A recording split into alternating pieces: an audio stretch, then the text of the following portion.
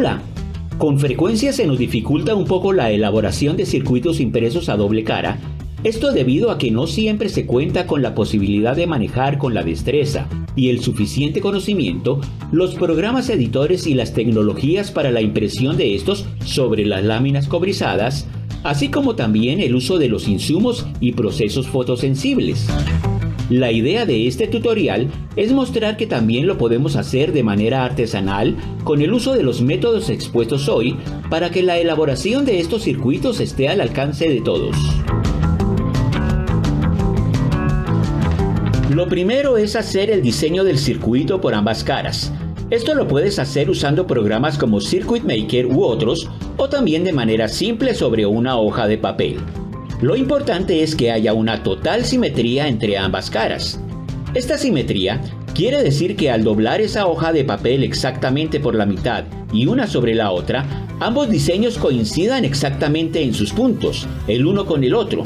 Por lo tanto, es una condición para tener éxito en la elaboración de este diseño, la utilización de 4 puntos de referencia en él. En este caso, hemos escogido para ello las conexiones VDD de los 4 integrados del circuito.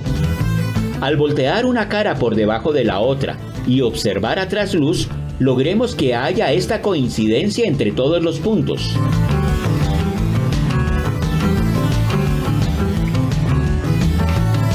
Ahora el paso a seguir es cortar la lámina cobrizada a las medidas del circuito y acto seguido vamos a cubrir una de sus caras con papel contact para trabajar primero sobre la capa superior.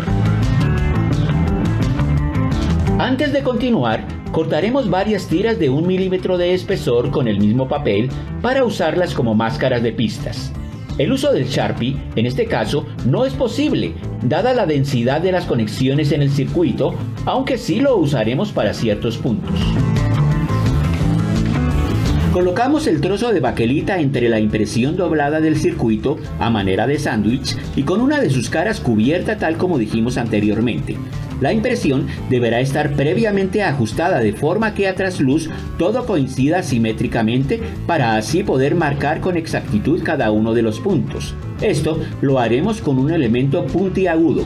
Cada marca la haremos en cada inicio y final de cada pista, al igual que en cualquier giro de esta. Paralelamente, vamos pegando las cintillas que hemos cortado, usando como referencia las marcas que vamos haciendo. El Sharpie nos servirá para darle redondez a cada punto de soldadura de los componentes. Terminada esta parte, retiraremos provisionalmente la impresión para poder quemar la cara superior de nuestro circuito impreso.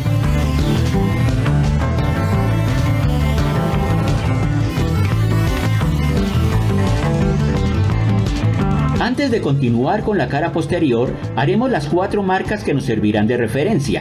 Estas serán 4 perforaciones en los puntos donde estarán soldados los 4 terminales BDD, lo que nos servirá cuando trabajemos en la otra cara. Ahora, cubriremos con papel contact la cara que acabamos de quemar y la que habíamos cubierto anteriormente ahora estará descubierta.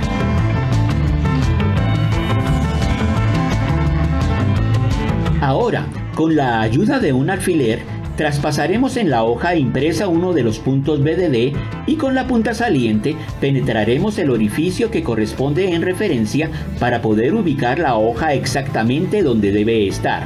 La aseguramos con cinta en este lugar y proseguimos con la elaboración de esta cara.